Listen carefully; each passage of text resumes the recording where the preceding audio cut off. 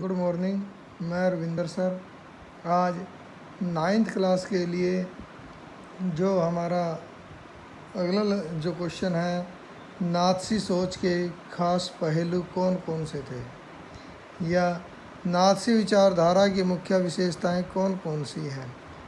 Nazi विचारधारा बतानी है, यानी जो हिटलर के द्वारा जो जर्मनी में विचारधारा चलाई गई थी उसके बारे में बताना है कि ये कैसी विचारधारा है, क्या इसकी सोच है।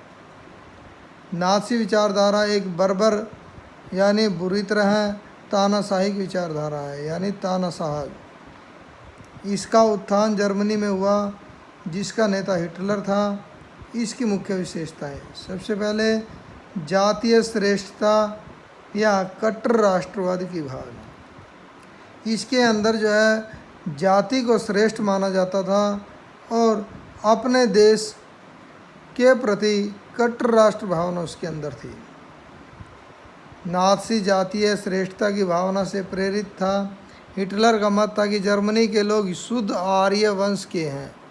हिटलर जो है वो शुद्ध आर्य वंश के मानता था जर्मनी के लोगों को, और उनका वंश ही विश्व में सबसे श्रेष्ठ माना जाता था।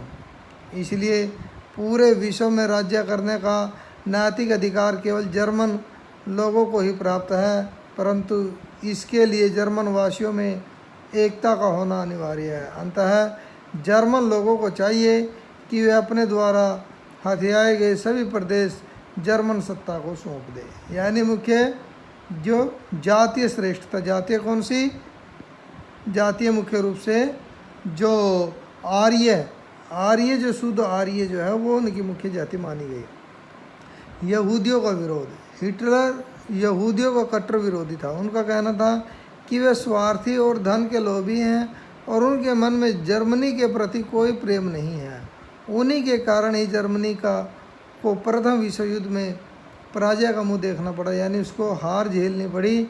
इसलिए हिटलर और उसका नाथसीवाद यहूदियों का समूल नाश कर देना चाहता था। यानी वहाँ पर यहूदी भी रहते थे और दूसरा आर्यवंशी। जो आर्यवंशी हैं उनको मुख्य माना जाता था, और जो यहूदी है उनको जर्मनी का कट्टर दुश्मन जो वो हिटलर मानता था। साम्यवाद और लोकतंत्र का विरोध। नाथसी साम्यवाद और लोकतंत्र का घोर विरोधी था। हिटलर का मत था कि साम्यवादी विचारधारा जर्मनी की प्रगति में बाधक है। अंततः साम्यवाद को जर्मनी से जड़ से उखाड़ फेंकना होगा। हिटलर को लोकतंत्र में से भी चिढ़ थी। उसका विश्वास था कि सामान्य जनता के प्रतिनिधि देश के हित संबंधी निर्णय नहीं ले सकते।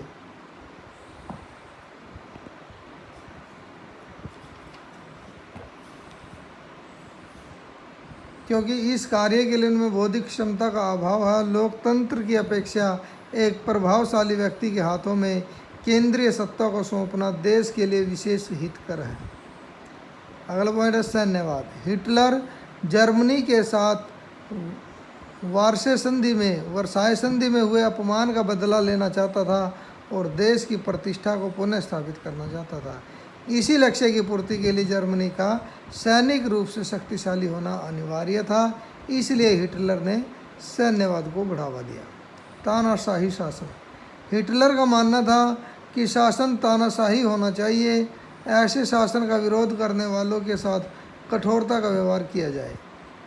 तो ये कुछ उसकी विशेषताएं थी। सैन्यवाद यानी ज़्यादा से ज़्यादा सेना को बढ़ाना। तानाशाही जो है जिसमें एक ही व्यक्ति का शासन होता है, तो ऐसा तानाशाही जो है हिटलर चाहता था।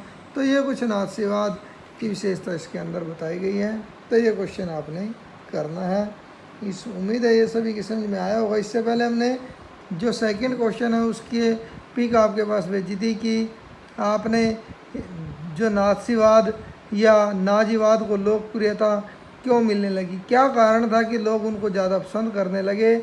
तो उसमें ये कुछ पॉइंट दिए गए थे, जैसे वाइमर गणराज्य की असफलता, राजतंत्र के समर्थकों का योगदान, युद्धों का गुणगान, बेरोजगारी, अन्य पार्टी में एकता का अभाव, हिटलर का प्रभावशाली व्यक्तित्व, साम्यवाद का प्रसार।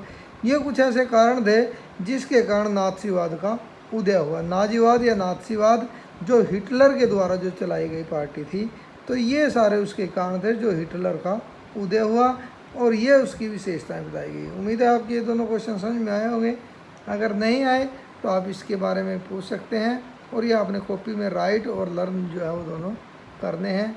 Okay, thank you.